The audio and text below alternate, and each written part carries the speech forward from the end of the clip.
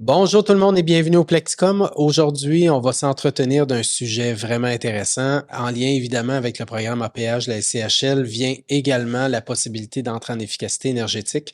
Donc, on a choisi d'inviter un technologue professionnel en architecture pour s'adresser à nous et spécialisé spécifiquement en efficacité énergétique. Donc, je suis accompagné avant tout de mon collègue Jean-Luc Dion, courtier hypothécaire commercial, et évidemment notre spécialiste du jour, Renaud Bergeron, chez EBAX. Bonjour Renaud. Oui, bonjour, ça va bien, messieurs? Ça va très bien, toi? Oui, super. All Bonne right. journée. Alors, on va parler évidemment d'efficacité énergétique, mais avant tout, j'aimerais que tu nous parles de toi et de EBAX. Oui, donc, comme tu l'as bien mentionné, moi, je suis technologue professionnel en architecture.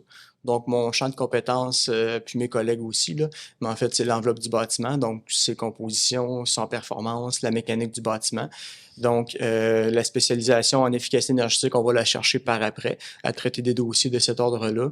Un extrêmement grand volume de dossiers, d'ailleurs. Mais donc, pour se faire un petit peu avec ça, il faut connaître et l'enveloppe et la mécanique pour amalgamer le tout, parce que c'est toujours un système qu'on doit étudier. Puis donc, service en bâtiment EBAX, ben en fait, on a une firme d'experts en bâtiment. Donc, on touche, oui, l'enveloppe, oui, la mécanique. On a un département d'estimation budgétaire aussi, donc pour calculer des coûts de travaux, des coûts de rénovation ou quoi que ce soit. Puis on a un ingénieur aussi qui s'est greffé à nous en structure. Donc, on peut toucher vraiment autant des projets existants, des projets à venir ou des projets d'optimisation de A à Z pratiquement, là. Excellent. OK. Tu me laisses poser la question? Alors, je te laisse aller, mon cher ami. Vas-y. Vas-y. Mon cher. Ben oui, vas-y. Ça me dérange pas. Écoute, ben, merci d'être là. C'est mon ancien domaine, c'est drôle de dire ça, mais je suis un ancien ingénieur efficacité énergétique. Fait que faire des projets d'efficacité énergétique, on faisait ça plus à un niveau industriel, commercial, dans le temps que j'étais chez Hydro, mais on l'a fait aussi à plus petit niveau. Fait que, écoute, moi, tu sais, ce qui intéresse les investisseurs, tu sais, c'est que quand on a un bâtiment, mettons un bâtiment usagé, on peut commencer avec ça. Tu sais, c'est quoi les types de mesures qu'on peut avoir, tu sais, qui sont les plus payantes, je dirais, mettons, tu sais, parce que on sait que le programme APH, faut aller chercher, on peut aller jusqu'à 40% d'efficacité énergétique entre un bâtiment actuel et un bâtiment après qu'on a amélioré. On économise 40%. Exactement. Donc, c'est sûr que quand on va parler d'un bâtiment qui est existant, notre référence va être l'état du bâtiment tel qu'il est actuellement. Donc, si on prend des bâtiments qui sont plus anciens, il y a des fortes chances que l'enveloppe ou notre fenestration soit peut-être moins performant. À ce moment-là, ça peut être pertinent de calculer ces optimisations-là, voir l'impact qu'on va obtenir, en exemple, en remplaçant des fenêtres ou en résolant des sections de murs, des sections de fondation ou la toiture.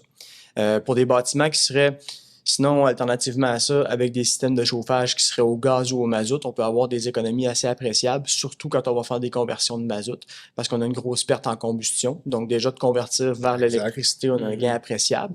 Les gens ne savent pas ça, mais une combustion, on sort 30-40% de l'énergie par la cheminée. C'est exactement ça, là. Si on prend des appareils au mazout, on roule entre 68 et 75% d'efficacité. Donc, il y a un 25 à 30 quelques % qui est perte en combustion.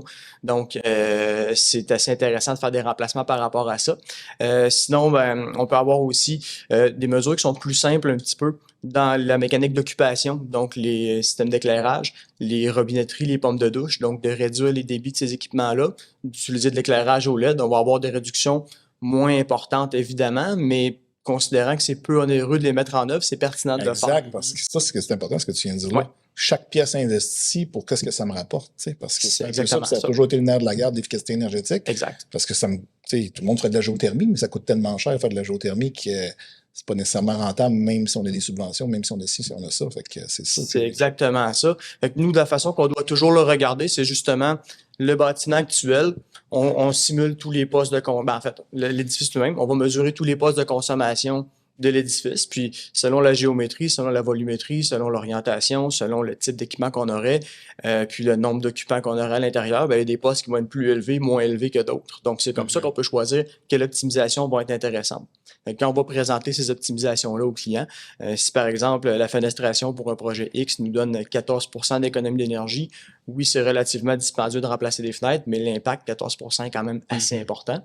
Inversement, si on a un bâtiment qui est en revêtement de maçonnerie extérieure, de retirer la maçonnerie, mettre un pouce de foam, gagner 3%, pas très avantageux. Non. Donc, nous, on présente toujours de cette manière-là, ce qui va être avec des gros impacts, peu importe le coût, pratiquement, puis sinon avec des impacts moins élevés, mais peu onéreux. Fait que la stratégie si on peut dire, pour observer le bâtiment, pour observer le projet, c'est avec ce thinking-là qu'on travaille toujours. Les fameuses thermopompes, Oui. là, tu sais, on dirait que c'est comme le réflexe de tout le monde. On pense efficacité énergétique. Oh, on installe des thermopompes. Sauf que qui dit thermopompe dit entretien, évidemment. Puis c'est quand même coûteux, là, une thermopompe peut Ouais. facilement coûter 2500, 3000, 3500 par appartement. Y a-t-il d'autres solutions moins coûteuses, mais qui peuvent rapporter quand même beaucoup aussi? Oui, ben je vais te revenir juste sur les thermopompes tout de suite durant qu'on en parle. C'est pertinent parce que quand on parlait de coûts, de mise en œuvre, et ainsi de suite, aussi, il faut que ce soit relativement simple à mettre en œuvre sur l'édifice. Donc, ajouter des équipements dans tous les logements comme ça, si on prend une demi-journée d'installation par logement sur un 10 unités, ben ça se fait assez bien. Là. C'est réglé, c'est fait. On a un pourcentage intéressant qui a été gagné. Le coût est pas si pire quand même par rapport au pourcentage qu'on va chercher. Puis ce qui est intéressant, c'est qu'on peut le qualifier quand même aux subventions d'Hydro-Québec. Ouais. Donc, ça revient pas trop dispendieux, assez impactful sur le projet, assez significatif. Donc, c'est pertinent. Mais sinon, pour avoir des mesures qui vont être relativement payantes, c'est assez rare qu'on va ramasser des pourcentages qui vont traîner par terre. Il va y avoir souvent quelques dollars à investir. Mais de manière stratégique, c'est ce qu'on conseille souvent aux gens qui sont en magasinage d'immeubles, si on peut dire, qui veulent les optimiser. Les top 3 des mesures, maintenant. Oui, exact. Une vieille fenestration, c'est très payant. Il y a des scénarios où est-ce qu'on peut qualifier du 25% simplement avec la substitution des fenêtres usagées. 25%. Ouais. Ça commence assez vite, puis veux pas, ben, pour l'intégrité de ton bâtiment, pour sa durée de vie utile, c'est pertinent. C'est quand même un investissement intéressant. C'est ça, exact. Les vieilles fenêtres dissociées en aluminium, ou les fenêtres structures de bois avec des panneaux dissociés encore, ça vient quand même assez payant en guise d'optimisation. Les conversions, comme on parlait tout à l'heure, quand on a des systèmes qui seraient mazout, chauffage des locaux, chauffage de l'eau, quand c'est combiné les deux, convertir vers l'électricité, qu'on reste en autonome, en centralisé, excuse-moi, ou qu'on aille vers de l'autonome dans les logements, ça impacte pas beaucoup. Le gain est déjà très élevé, peu importe le type de conversion qu'on fera. Un peu moins élevé quand on va parler de gaz naturel, parce que le coefficient d'efficacité d'un appareil au gaz est quand même plus élevé que le mazout, mais néanmoins, ça peut être intéressant. On a quelques scénarios qu'on a réussi à avoir du 40% avec des conversions gaz vers électricité entièrement. Fait que c'est non négligeable. Puis sinon, ben, les édifices où est-ce qu'exemple, il y a des sous-sols qui servaient de salle mécanique, salle de locker, qui sont pas isolés, qui sont pas occupés, c'est assez payant parce que faut quand même que cet environnement-là soit maintenu une température X d'occupation, donc 21 degrés.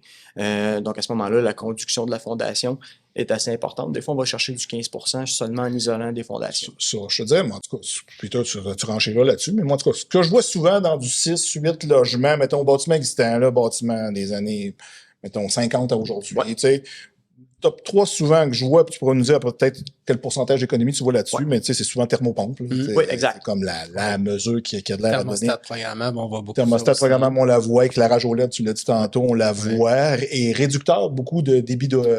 Oui, exactement. D'eau chaude. Ça, je te dirais, là, je sais pas si t'en vois d'autres, toi. Non, c'est les ça va être les plus communes, en effet. C'est le plus facile à mettre en œuvre. Puis, thermopompe, oui, le coût, mettons un 3000 par équipement, disons. Mais l'impact est assez important, puis c'est peu compliqué. Souvent, ça, je peux me qualifier quel niveau, mettons, avec ça? Ben là, ça vient de changer. Exact. Ben, ça vient de changer. Disons, le pourcentage d'économie reste le même, mais avec ces 3 mesures-là, on a eu beaucoup de scénarios qui allaient chercher 25% d'économie. 25% qui était l'ancien 50 points, qui est rendu maintenant 25 points. C'est bien ça? On se met à jour depuis hier. Donc, c'est ce qui fait ça. Fait que, OK, parfait. Fait qu'avec ces mesures-là, souvent, on va aller chercher du 25% approximativement, dépendant encore de l'entité du bâtiment puis de l'efficacité de la thermopompe qu'on est recherché. Si on va prendre un appareil, puis pour ce pourcentage-là, des appareils à peu près standards sur le marché, pas nécessairement du haut de gamme. Quand on cherche du haut de gamme, on va peut-être chercher des fois 1, 2, 3, 4% supplémentaires. On s'approche quand même du 30% avec ça. Disons qu'on prend une grosse thermopompe, une efficace. Fait que le reste, le dernier 10% à aller gratter, ben c'est là qu'on peut aller chercher des mesures si on est vraiment dans l'optimisation de notre enveloppe de bâtiment. Puis sinon, une mesure que, pour ma part, je trouve très intéressante, l'optimisation, mais de la production d'eau chaude. Donc, plutôt que d'avoir des réservoirs d'eau chaude réguliers, électriques, d'avoir des appareils avec thermopompe intégrés, en moyenne, on va chercher 15-16% avec ça. Fait que dans le fond, le réservoir a un module thermopompe qui est intégré dedans, va puiser la chaleur dans l'environnement où il est situé, très, très, très sommairement, pour chauffer l'eau. Donc, au lieu d'avoir un coefficient de 0,98 comme un chauffe-eau habituel, ben là, on va chercher du 3,5 à 4 de coefficient de performance. Fait que c'est là que c'est très performant. Puis, ce qu'il faut garder en tête aussi, c'est plus on travaille sur la tranche chauffage et climatisation, avec l'isolation, les fenêtres, la thermopompe, le système de chauffage qu'on convertit, mais ça, c'est une proportion de notre consommation énergétique totale. La consommation énergétique est reliée à l'occupation, fait que l'eau chaude, l'éclairage, les appareils. Si on ne l'adresse jamais, ben à un moment donné, on ne peut plus isoler assez, on ne peut plus mettre de thermopompe assez efficace pour retrancher. Si exemple, c'est 70-30, ben si mon bâtiment consomme 100 000 kW au départ, je vais retrancher un 30 000 en chauffage, ben je me ramasse à 40-30. Ben là, mon eau chaude devient super payante parce qu'elle représente 25 % de ma consommation. Il faut vraiment faire une simulation pour le comprendre. Parce que les autres, c'est ça que vous faites. Hein. Vous prenez ça, vous prenez le bâtiment, vous l'entrez dans un logiciel là, qui est Hot 2000 ou quoi que ce soit.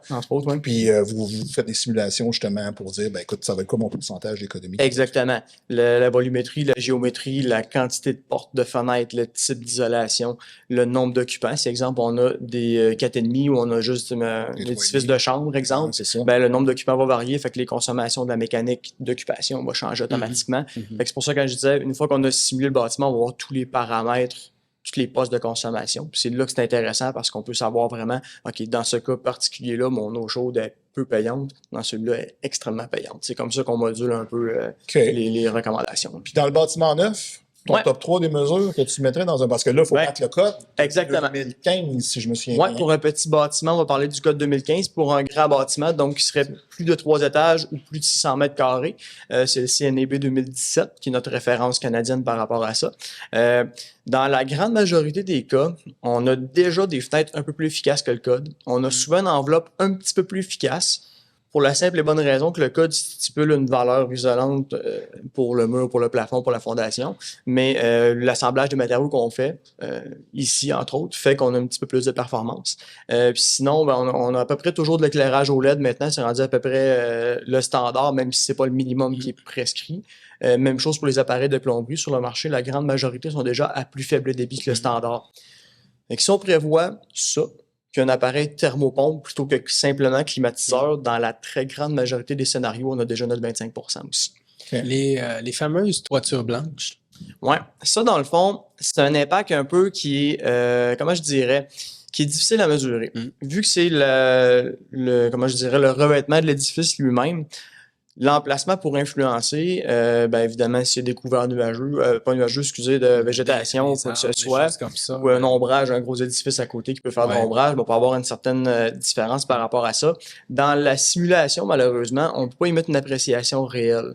Dans la pratique, il va y avoir un résultat, mais pour que la simulation soit réplicable, soit comparable, malheureusement, c'est des éléments qu'on peut pas toujours pondérer dedans directement. Parfait. Puis dis-moi, d'un point de vue, on va dire au niveau du rapport en tant que tel, quand les clients arrivent à toi, là, c'est toujours du pourriable. Hein? Ils veulent tous avoir le rapport rapidement, mais ça prend quand même un certain temps. Exactement. Évidemment.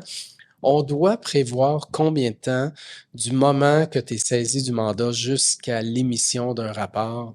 Combien de temps à peu près il faut prévoir pour ça? Si on parle d'un bâtiment qui va être, je vais dire petit bâtiment, un 6, 8, 10, 12 unités, si c'est une étude qu'on va faire à distance, donc mettons une construction neuve, on va travailler entièrement à distance pour le simuler. Pour un bâtiment existant, si le client possède un cahier de plan ou peut faire le relevé lui-même pour nous fournir toute l'information, encore une fois, on pourrait travailler à distance. Alternativement, on peut aller faire le relevé, il n'y a pas de problème. Mais dans l'hypothèse où est-ce qu'on travaille à distance, pour un petit bâtiment, on va prévoir un 5 à 10 jours ouvrables habituellement. Si on est en mode proposition de performance, parce que des fois, on va avoir vraiment un dessin des dimensions, puis conseille-moi à partir de là. Les résultats préliminaires sortiraient à peu près justement d'un 5 jours ouvrables. Donc, si tu fais telle optimisation, telle optimisation, telle optimisation, on a les gains sur chacun. Puis si on travaille avec un projet qui est déjà complet, ben, un 5 à 10 jours ouvrables pour émettre le rapport final. Si on parle d'un bâtiment où est-ce qu'on irait faire le relevé, donc là, je vais sur place prendre les dimensions, identifier les appareils mécaniques, tenter de mesurer la coupe de mur. On s'entend qu'on prend une valeur présumée dans un cas comme celui-là, selon l'année de construction, selon l'emplacement du bâtiment, selon ce qui nous semble aussi l'épaisseur du mur, mais ce qui nous semble avoir pu subir comme modification avec le temps aussi, selon ce qu'on peut constater. Ça, pour les résultats préliminaires, on va essayer de les avoir dans un 2 à 3 jours ouvrables suite à une visite, parce qu'on sait déjà qu'évidemment, entre le moment où est-ce qu'on a le mandat, booker le rendez-vous, qui peut être des fois 5 à 10 jours ouvrables pour avoir ce rendez-vous-là, donc on met le résultat préliminaire en priorité. puis sur confirmation du client par la suite, sur acceptation des résultats ou des optimisations le lendemain ou le surlendemain. Fait que ça peut être drôle à dire, mais un bâtiment où est-ce qu'on va visiter les lieux, en date de la visite, en 5 jours, habituellement, on a le rapport. Puis un bâtiment qui se ferait à distance, 5 à 10 jours ouvrables, disons. Là. OK. Ce qui est quand même raisonnable là, en termes de temps. Là. Des fois, on voit des rapports qui sortent en beaucoup plus long que ça. Dépendamment, évidemment, des... c'est sûr que si la SCHL change ses règles, ils ont plus d'ouvrages, je pense. C'est clair. C'est clair que oui, effectivement. Là, de plus en plus, je pense. Là. Puis, pour faire en sorte qu'on rentre dans ces délais-là, clairement, nos clients doivent se préparer d'avance. Exactement. Qu'est-ce que tu t'attends comme préparation de la part de nos clients? Qu'est-ce que nous, déjà, on peut faire d'avance pour leur dire, bon, ben là, les boys, là, quand vous allez appeler Renaud, là, voici ce qu'il va vous demander pour qu'on puisse déjà les coacher à se préparer d'avance. Oui. Bon, on a préparé un petit formulaire à cet effet-là où est-ce qu'on identifie ce qu'on a besoin. Quand le client nous envoie cette information-là, donc, bien évidemment, son identification à lui, l'identification du bâtiment, puis s'il possède entre ses mains, justement, un relevé dimensionnel, l'identification des appareils mécaniques. Avec ces informations-là, on peut déjà faire, façon de parler, un petit triage, au sens, bon, j'espérais avoir 40% avec ce bâtiment-là, j'ai telle composante, tel état. Bon, là, on peut déjà faire un petit triage à savoir, monsieur le client, malheureusement, c'est à peu près impossible, à moins de faire ça, probablement. Donc, on essaie un petit peu de les aiguiller déjà. À partir de là, on va pouvoir remettre notre offre de service au client, puis si justement, il y a un scénario qui est favorable, on pourra aller de l'avant à ce sens-là.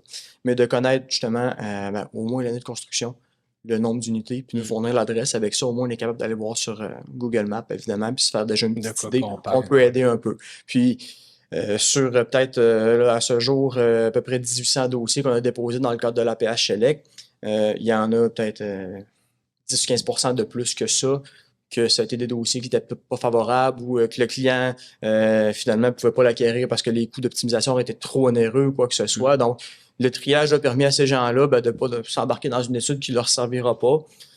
On n'est pas pires amis avec ça, just too bad. On se reverra la prochaine fois qu'on aura un projet à regarder pour vous, monsieur, mais c'est pas dramatique. Là, on préfère aider notre client, puis c'est un peu notre façon de voir chez IBAX, de vouloir aider le client, puis c'est plus un partenariat et non une relation professionnelle-client qu'on veut avoir. On veut travailler avec des amis, finalement. C'est un peu la façon qu'on a. Donc, en ayant connaissance des dimensions approximatives, de la mécanique approximative, vers quoi le client est prêt à se diriger. Si, exemple, un client me dit, moi, je mets un petit peu de scellant, je changerai une fenêtre, puis je changerai l'éclairage.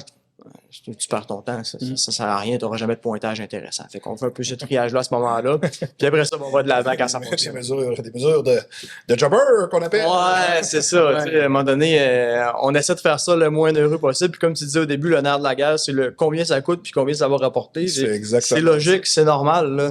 Mais quand on est capable d'avoir un petit ce que les gens ne voient pas des fois avec leur pH, c'est qu'il y a quand ils font ça, ils sauvent beaucoup sur la prime. Oui, exactement. Oui. Tu sais, 100 points, quand on avait 100 points, c'était 2,55 versus une prime qu'on est rendu quasiment à 6 dans les 6. Puis même, si on vise le nouveau 50 ans de la SCHL, en prêt conventionnel, nouvelle construction, c'est encore plus...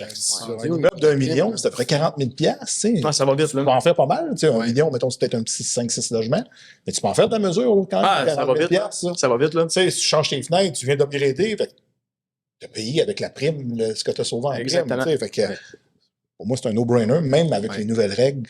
Moi, je continue à dire que ça va être un no-brainer pour beaucoup de gens pour l'utiliser parce que t'améliores l'enveloppe de ton bâtiment. Fait que... exact, parce que l'intégrité de cet édifice-là va s'améliorer aussi. Fait que veux pas, ça reste ton édifice à toi, ta valeur à toi quand même que tu auras amélioré en le finançant. C'est un peu logique dans ce sens-là. C'est ton propre argent que tu utilises. Tu peux en faire ce que tu veux, mais aussi bien l'investir dedans tant qu'à ça, à mon avis. Oui. Absolument.